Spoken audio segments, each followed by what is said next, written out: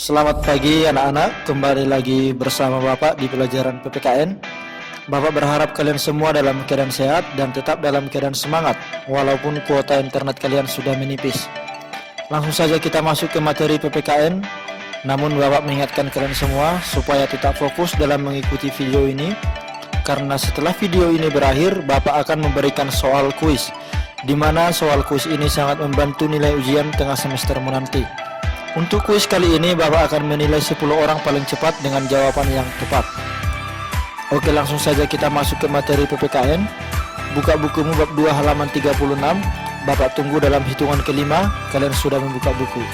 1, 2, 3, 4, 5. Oke, perhatikan bagian B.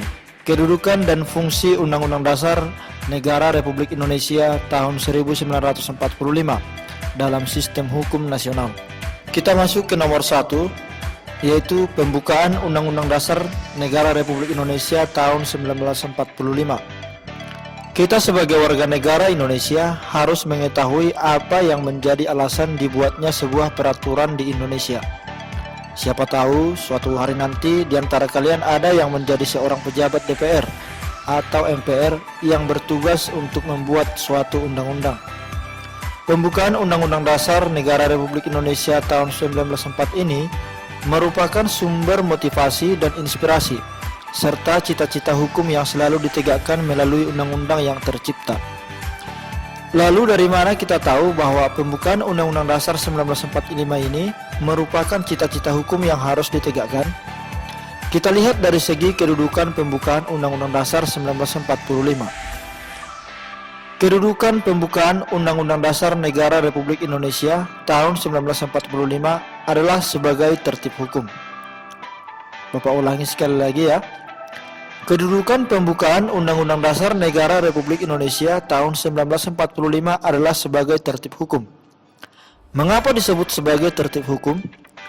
Karena dalam pembukaan Undang-Undang Dasar 1945 ini mengandung pokok-pokok pikiran yang menjadi cita-cita hukum yang melandasi atau yang mendasari kelahiran hukum di negara Indonesia. Nah, pokok-pokok pikiran sudah kita pelajari di minggu lalu.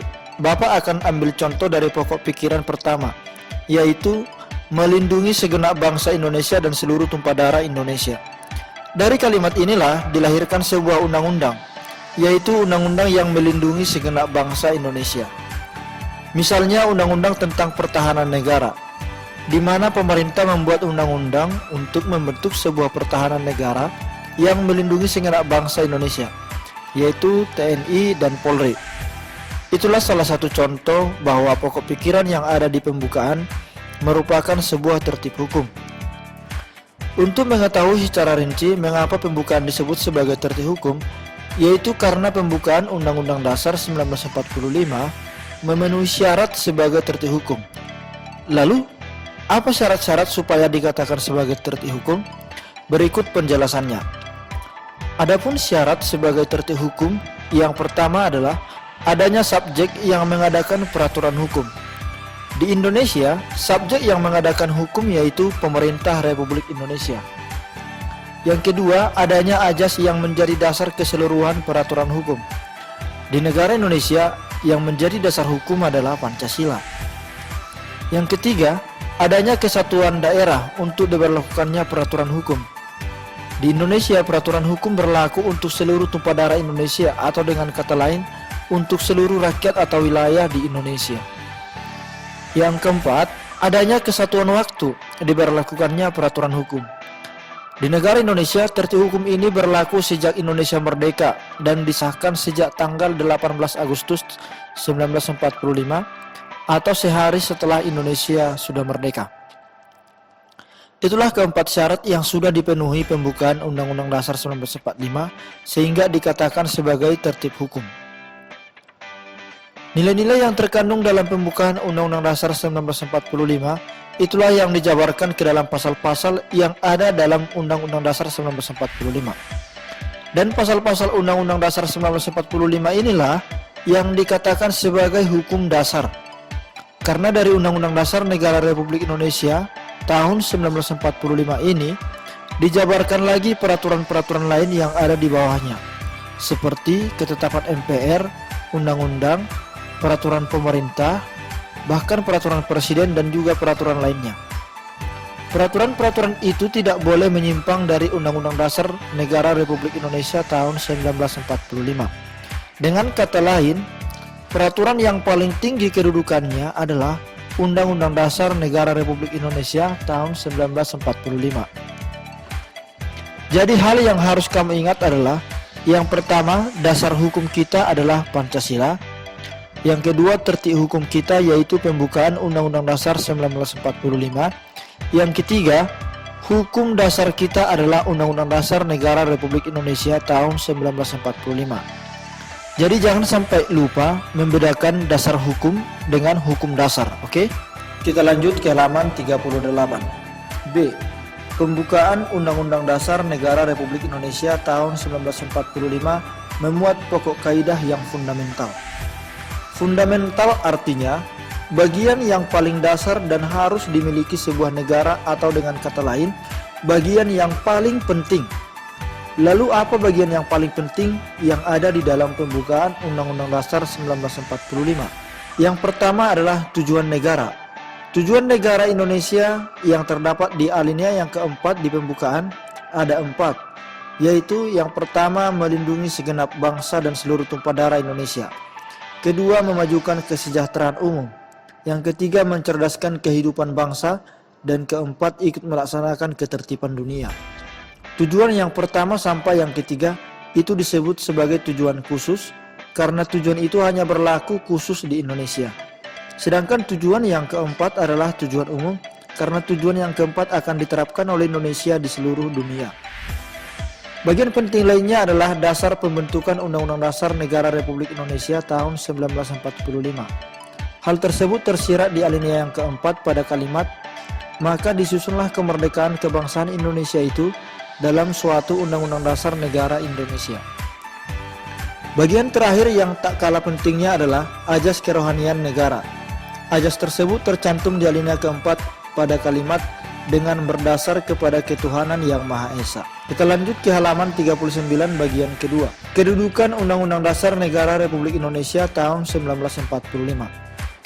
Ini tidak perlu Bapak jelaskan panjang lebar lagi, karena di awal tadi Bapak sudah bahas bahwa kedudukan Undang-Undang Dasar Negara Republik Indonesia tahun 1945 ini adalah sebagai hukum dasar, yang artinya hukum yang kedudukannya paling tinggi dari semua peraturan yang ada di Indonesia. Jadi sekarang kita lanjut ke bagian ketiga. Sistematika Undang-Undang Dasar Negara Republik Indonesia tahun 1945. Minggu lalu Bapak juga sudah menyinggung sistematika Undang-Undang Dasar 1945 ini. Sekarang Bapak akan menjelaskan kembali sistematika penulisan Undang-Undang Dasar 1945. Undang-Undang Dasar 1945 ini sudah mengalami 4 kali perubahan atau yang disebut amandemen sejak ditetapkan pada tanggal 18 Agustus 1945. Naskah aslinya terdiri dari pembukaan 4 alinea, batang tubuh terbagi atas 16 bab, 37 pasal, 65 ayat dan 4 pasal aturan peralihan ditambah 2 ayat aturan tambahan, serta adanya penjelasan yang dicantumkan di akhir naskah aslinya. Setelah adanya perubahan atau amandemen sebanyak 4 kali, maka sistematika Undang-Undang Dasar Negara Republik Indonesia tahun 1945 terdiri dari pembukaan 4 alinea, batang tubuh terdiri dari 21 bab, 73 pasal, 194 ayat, dan 3 pasal aturan peralihan ditambah 2 pasal aturan tambahan. Mungkin ada yang bertanya, yang di buku kenapa jumlah ayatnya berbeda? Di bukumu dibuat 170. Itu karena ada pasal yang tidak mencantumkan ayat karena hanya ada 1, sehingga itu tidak dihitung sebuah ayat. Padahal sebenarnya itu adalah sebuah ayat, namun karena 1, jadi di sana tidak dituliskan angka 1. Beberapa contoh pasal yang hanya berisi 1 ayat adalah pasal 7, pasal 10, dan juga pasal 12. Dan ada banyak lagi pasal-pasal yang hanya memiliki 1 ayat. Itulah sedikit penjelasan kenapa yang di buku sedikit berbeda. Jika kalian ingin memastikannya juga, kalian bisa hitung sendiri di buku Undang-Undang Dasar kalian dengan cara menghitung seluruh ayat termasuk pasal yang hanya memiliki 1 ayat. Oke, kita lanjut. Buka bukumu halaman 40, kita masuk ke nomor 4. Sifat Undang-Undang Dasar Negara Republik Indonesia tahun 1945. Sebagai hukum dasar, Undang-Undang Dasar 1945 memiliki sifat sebagai berikut. Sifat pertama adalah tertulis. Rumusan Undang-Undang Dasar Negara Republik Indonesia tahun 1945 tercantum jelas dan menjadi sumber hukum yang mengikat seluruh warga negara Indonesia. Buku Undang-Undang Dasar 1945 bisa kita beli di toko-toko buku. Itulah yang menandakan bahwa Undang-Undang Dasar kita memang tertulis. Sifat kedua adalah singkat. Dari semua peraturan yang ada di Indonesia, Undang-Undang Dasar 1945 merupakan peraturan paling singkat. Itu karena Undang-Undang Dasar 1945 merupakan sebuah aturan dasar yang mengatur hal-hal yang paling umum dari sebuah negara. Sifat yang singkat ini juga dapat kita lihat dari buku Undang-Undang Dasar 1945 yang muat dalam buku kecil. Sifat ketiga adalah supel. Supel artinya bersifat umum atau dapat menyesuaikan, yang artinya Undang-Undang Dasar 1945 masih dapat dikembangkan untuk memperinci peraturan yang ada dalam pasal-pasal Undang-Undang Dasar 1945. Sifat keempat adalah rigid. Artinya, Undang-Undang Dasar 1945 adalah hukum tertinggi yang ada di Indonesia, yang tidak bisa dihapus. Jadi Undang-Undang Dasar 1945 ini tidak bisa dihapus dan butuh cara khusus atau istimewa untuk merubahnya.